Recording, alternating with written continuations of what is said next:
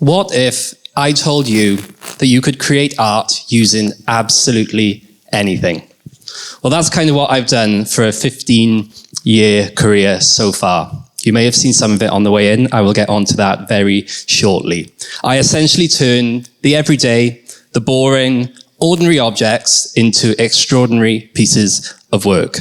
So where did it all begin for me? I grew up in a small industrial town called Ebervale, kind of known for its steelworks, but by the time I was growing up, all that industry was gone. So dreams really seemed like just that. They really were dreams. They didn't really seem possible. I was always obsessed with pop culture, loved reading comic books and listening to my favorite pop stars on the radio.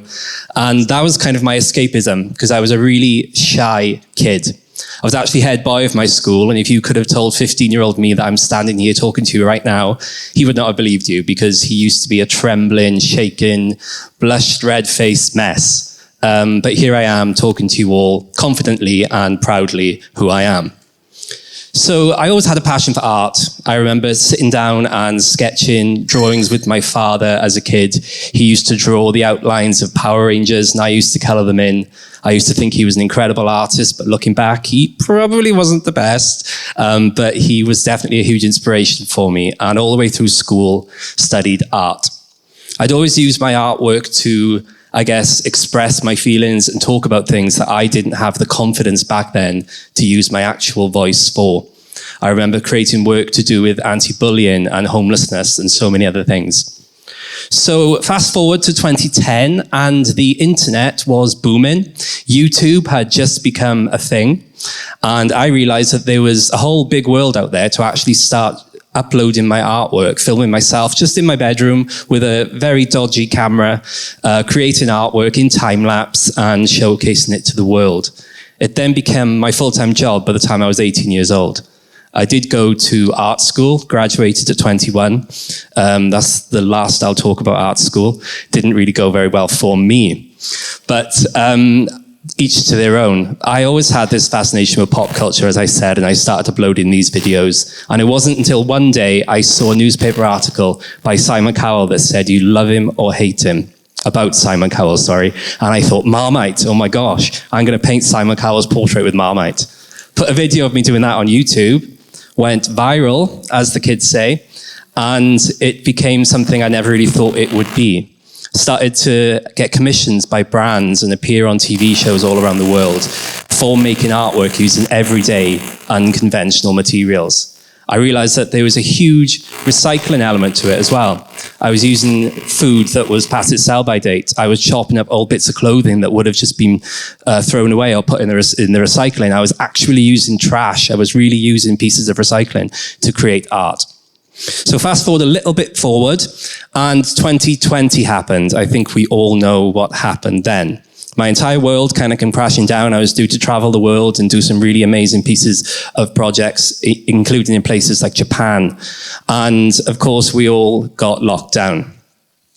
So I turned to my artwork because I wanted to help. Of course, the only people really going to work with those frontline workers, and knowing that so many of my close friends work for the NHS, I wanted to say something that was a thank you. So of course I did what I knew I could do best and turned to creating. So I created this NHS thank you collage, which is collaged together digitally, very different to my physical hand paintings, of course. But it made such an impact at that time, I absolutely had no idea it would. It's created using images of frontline healthcare workers.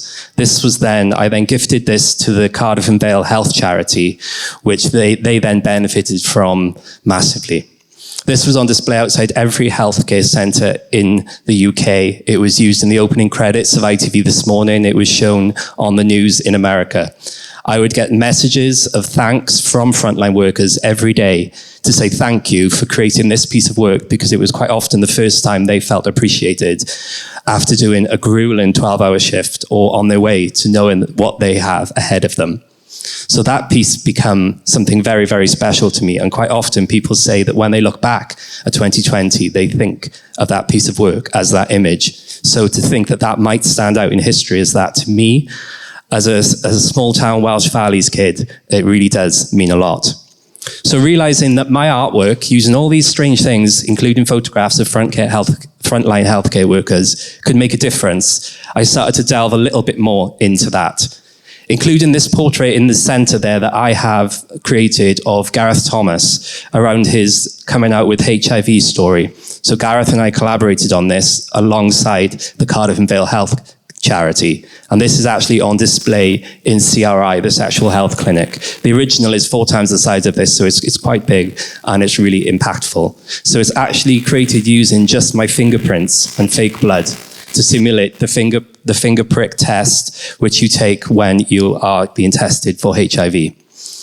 Quite often, I get messages of people saying that when they go to that clinic, whether they go in there for the first time to get tested and they don't know what the outcome's going to be, or they go in there to pick up their medication, they look at this picture and they feel the strength. They feel proud enough to go forward with whatever is in front of them.